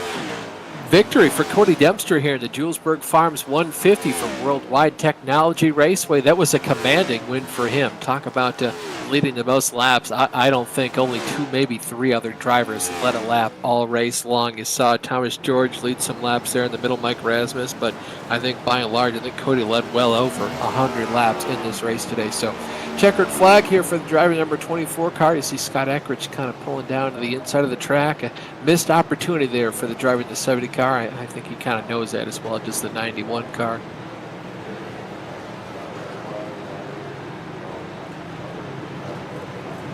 Well, we're going to let iRacing timing and scoring do its thing. We're going to take a quick break. When we come back, we'll go through the entire finishing orders. You see Cody Dempster start to celebrate. Definitely a well-deserved win. We're going to take a break. We'll be right back.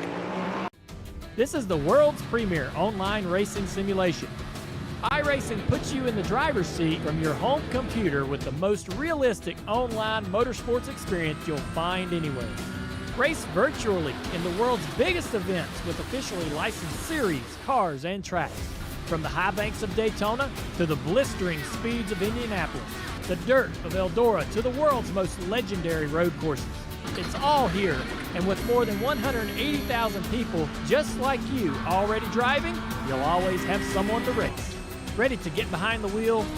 Sign up at iRacing.com to get started.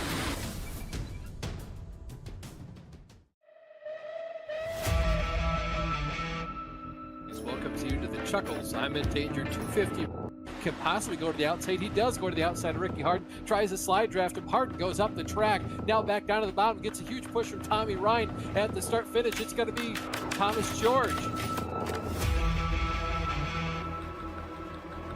Running the high line, trying to make that got pass. loose off turn 4. In the grass goes the 6 car, and they were side by side, 2 by 2 here. Still Scott Eckler winning the last race of the season and the championship.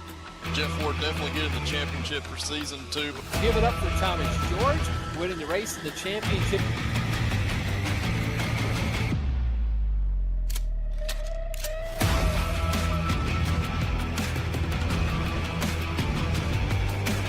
George overshoots the corner. Scott puts that car just where he needs to on the middle. It's going to be a drag race through the kick.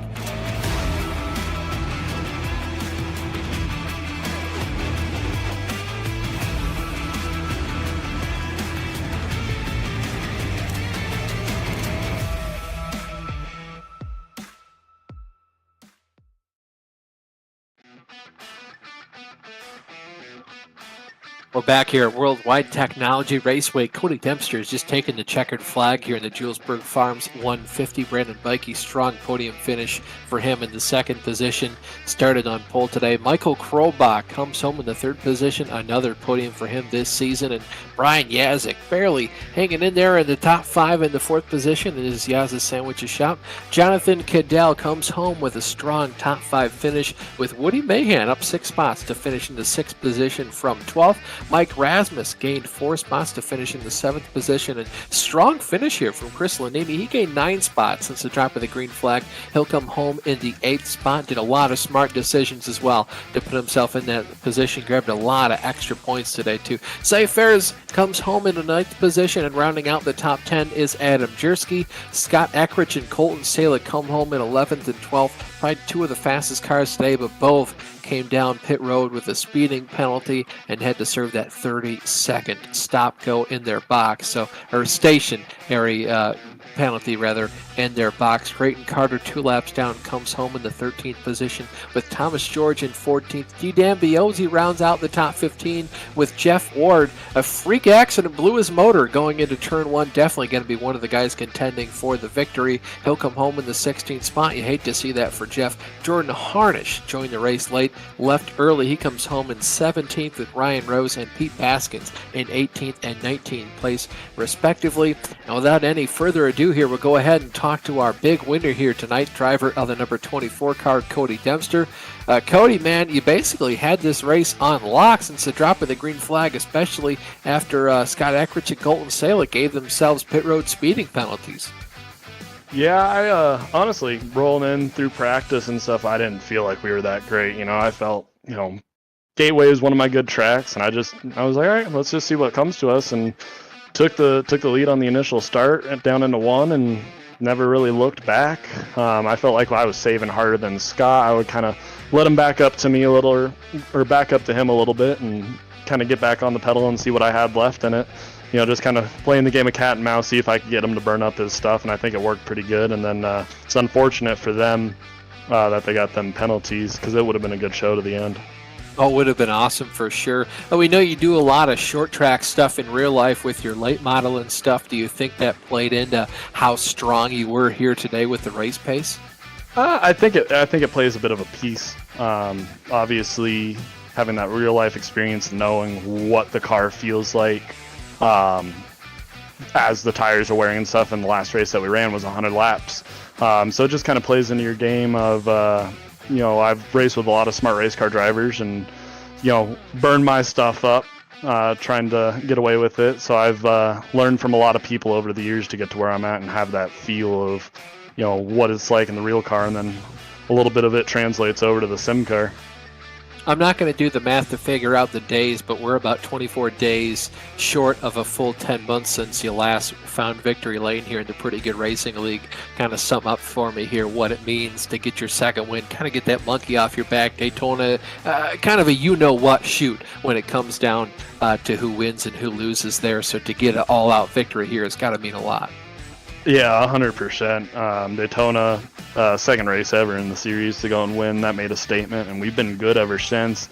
End of last year, we kind of fell off a little bit, and then we hit the ground running this year, led a lot of laps at Daytona. Damn near had the thing won at Auto Club, and that fell through our hands. And at one point, like 6 races into the season last year, I had the most laps led at anybody. Just could never wrap anything up. So to be able to wrap something up today and in a dominating fashion, it really makes a statement that, I'm not some washed up hack like everyone claims I am sometimes. And we're here to make a statement and keep running strong. For sure. Well, man, the floor is yours. Go ahead and thank who all makes it possible to bring this 24 car home in victory lane. Well, I got to thank Shane Davis. He was playing spotter for both me and Bikey finished second, so he was giving us a lot of good feedback on who pitted where and when. That helps a ton in a long green flag run situation like that. And then Driver T's Patriot, all the clowns that run this place, they make the world go round, and all the guys for having a good race. Last week was kind of a slugfest, so to completely turn it around at a track like this where it's hard to pass, it's awesome. So I got to thank all the guys here too, and you guys for broadcasting. Thank you, man, and thank you for taking the time to come talk to us. Congratulations on the race win, man. Thank you. That was Cody Dempster, big winner here tonight at Gateway. And JR, I think you've caught up with the second place finisher, Mr. Brandon Bikey. Indeed I have, Austin. Hey, Brandon, congratulations, man, on that second place run. You started up front on the pole, and that's traditionally not been a great place to start in PGRL. We typically see the pole sitter work their way back in that first run, but you maintained that top 5 throughout this whole race. Kind of talk us through your race, but also any changes that you were feeling with this most recent update in iRacing. Yeah, it was a pretty good night. I don't know, as far as the update goes, I don't know if it was a whole lot different. I did run a league race with this exact setup last week. The track was a little bit hotter tonight, so it was very slippery. It was tough to keep the car down. But so I didn't feel a big difference as far as the update goes. Be interested to see kind of on some of the faster tracks and things like that what'll happen to it. But otherwise, I mean, it was slippery. I can tell you that it was hot and slippery. So it made it for a fun race, and Cody waxed us out there. Yeah, for sure. He was definitely in a different zone tonight than a lot of the drivers. But I want to ask you, you did that short pit there toward the end of the race, gained a lot of time on the drivers. It got you the lead for a little while. Talk us through the thinking there, but also your close call going into turn one. We saw you overshoot turn one at one point. Yeah, so that call was my spotter. He did a pretty good job tonight. Shane Davis. He got a 1-2 finish out of the 2 cars he was spotting, so pretty proud of him for that. And he made that call in the short pit. My tires were cooked on that run before, and it just made sense for me to come in and do that. And it did gain me a lot of spots. I took it very easy on that last run there, so I had tires left, and even the people that had newer tires, except for Cody, was able to stay out in front of them. And then, yeah, going into turn one there where I hit the wall, my tires locked up. I couldn't. It locked up. I let off. I tried to slow it down, and it just kept going. So didn't want to downshift too much and blow my engine, but luckily it didn't do too much damage to it, and I got out of there in pretty good shape. Yeah, absolutely. You had a great recovery after that. You came into this race 16th place in points, kind of having a rough start to the season, but tonight was exceptional. You're definitely going to move up in the points, especially with a lot of drivers not even showing up tonight. So how does that make you feel going into next week's race? Yeah, it feels good. I'm still a part-time driver, so I don't know that I'll be able to race all the races this year or this season, but if I can, I'm going to. Last week was wild. I felt like there was a lot of over-aggressive driving. This week it came back down to earth a little bit, and I think everybody was minding their P's and Q's for the most part. So, if that racing continues, then I'm definitely more likely to stick around and race a little bit more with these guys, because that was fun. Yeah, absolutely. Definitely a lot of green flag racing tonight, and makes a lot of strategy come into play when it's that way. So great to see you up in the booth. But hey, Brandon, before I let you go, who do you want to thank for tonight's run? Yeah, I think a couple people. Team Watson Racing Setups, that's who I've been with for the last about 8 months. They're the best group of guys as far as open setup racing goes. I went from a 2200 iRating up to a 5500 iRating. So it's just a great group of guys. We have amazing builders for setups, and it's great. So anybody out there that is interested in running open setups, feel free to come and try to contact me or look up Team Watson Racing online, and we'll get you hooked up. And then I definitely want to thank Krobach for having me. He runs a great series here, and you guys do a pretty good job at the Virtual Grip Network as far as commentating. I love listening to him back. And then I can't say pretty good. My wife is amazing, and my dad's amazing, and they support me and watch the races. So I appreciate them entirely. Well, we appreciate it, Brandon. Congratulations on that second place finish tonight, man, and look forward to talking to you more in the future. I appreciate it, and congrats to Michael for a P3 and Cody for a win. It was great racing with those two. Absolutely. And guys, that was Brandon Bikey, our second place finisher for tonight. And with that, I believe Kenny has caught up with his good friend Michael Krobach.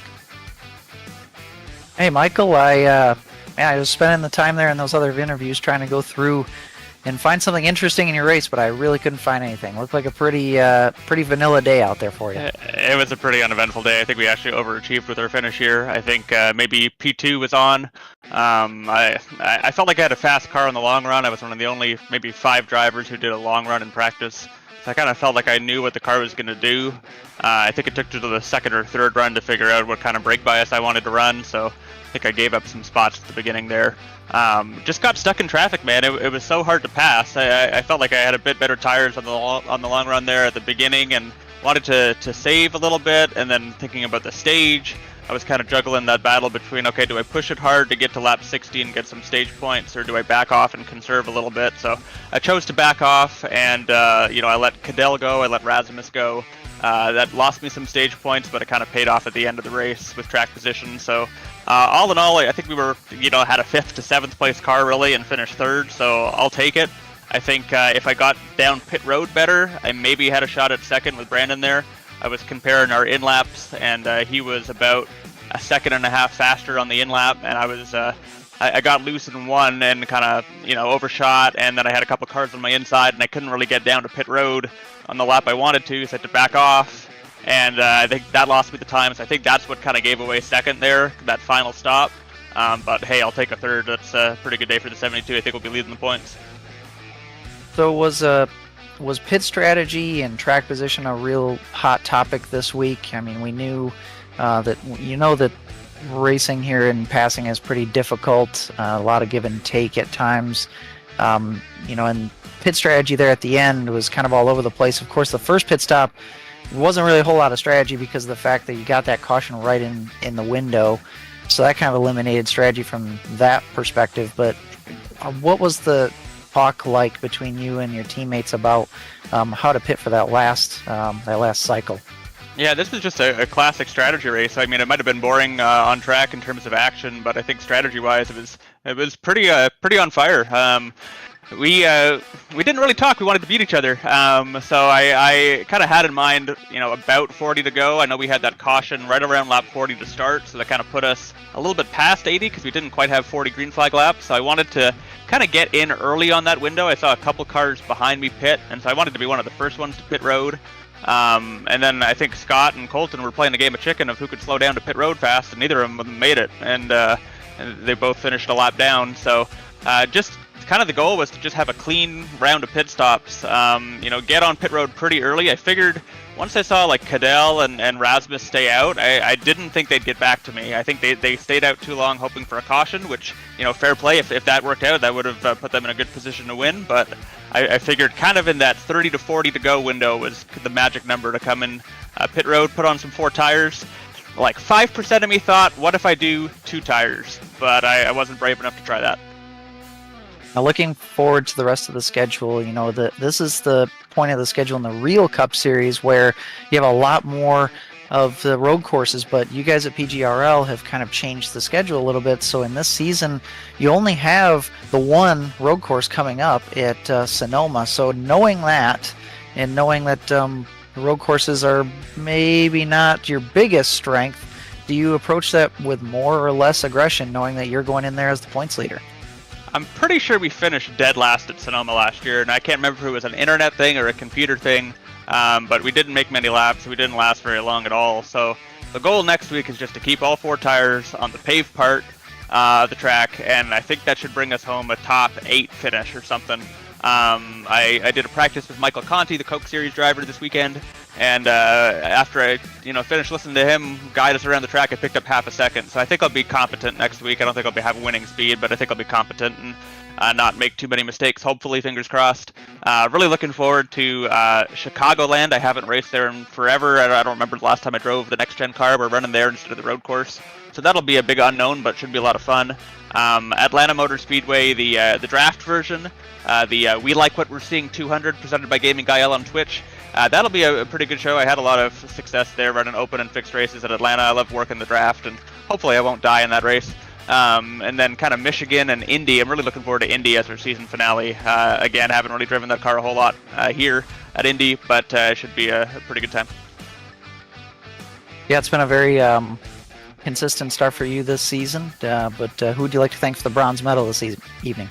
I'd like to thank Elite Performance Industries, MC Squared Editing Services, PGRL, of course, Virtual Grip Network for putting on a heck of a broadcast week in, week out, Graphics Esports, Mayhan Speed Laboratories, Thumbs Up Cancer Down, Fleximation Systems, Host Venom, Joy of Driving, Carolina Sim Shop, HPP Simulation, Sim Racing Apps, and I hope I'm not forgetting anybody, but everybody who showed up tonight and put on a pretty good show. It's really fun to have a race with just a couple cautions and, make it a strategy play. It might not be the best to watch, but sure it's a lot of fun to drive. It's a whole lot of fun to watch too, Michael. Have a good run and celebrate it, and we'll see you in the next one. Thanks so much, Kenny.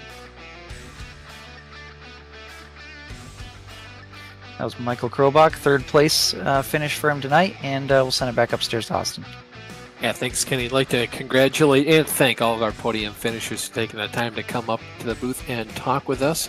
I'd like to thank our sponsor for tonight one last time, Julesburg Farms. They're Missouri's premier elderberry grower, providing everything from plant starts to sustainably grown elderberries. You can like them on Facebook at Julesburg Farms. Guys, this race was very entertaining, especially with when it came into when guys wanted to pit, especially towards the end of the race. And I was surprised at just, the lack of difference, I guess, in terms of when everybody came down to pit road, because it sounds like once one person went, almost everybody went, with the exception of some of the guys that really stayed out there on the long run trying to get a caution. Yeah, absolutely. Definitely a little bit different of a race than what we normally see, and it definitely came down to capitalizing on that strategy, getting the correct strategy, and also not making mistakes. Tonight we saw 2 out of our 3 points leaders, the top 3 in points, have issues, along with our past 2 champions in the PGRL series. So that gave drivers the opportunity to capitalize on that moment and go out and get points and potentially that win. Cody Dempster coming away with that big win. Brandon Bikey capitalized on it as well. So just a big night for those drivers that we don't normally see having the huge runs, because all of the drivers at the top of the points and our past champions having a lot of problems. Yeah, this race was definitely had an old school feel to it because of the lack of cautions, and this is the reason why I like a format that does not have stage cautions, because it forces you to be perfect, and that includes green flag pit stops when they come up. So it was exciting that we got a race with green flag pit stops, and it's just, at a place like this where track position is so key, it was so difficult for drivers to make up any type of ground that they lost from making the mistakes, and they paid for it. But a great job from Cody Dempster, really pretty much taking this one from wire to wire. He didn't lead all the laps, but surely was the dominant figure out there. But I'm looking forward to some road course racing next week. That one's going to be really different.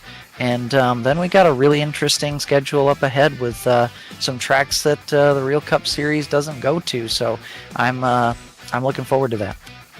Yeah, it should be a very good time, especially out in the hills, or you can go wine tasting out in Sonoma. And like we mentioned, we'll be back live next week at 8:50 p.m. Eastern Time, Tuesday, June 13th from Sonoma Raceway. Going to be turning left and right next week. And then this Friday, June 9th, the Bootleg Racing League Super Late Model Series takes on South Boston Speedway. You can watch that live stream at 8:10 p.m. Eastern Time. This has been a pretty good production of the Virtual Grip Network. On behalf of myself, Austin Belke, and my booth mates, J.R. Shepard and Kenny Kibbe, our director, Ryan Seneca, and producer, Lowell Jewell, thank you so much for watching, and have a good night.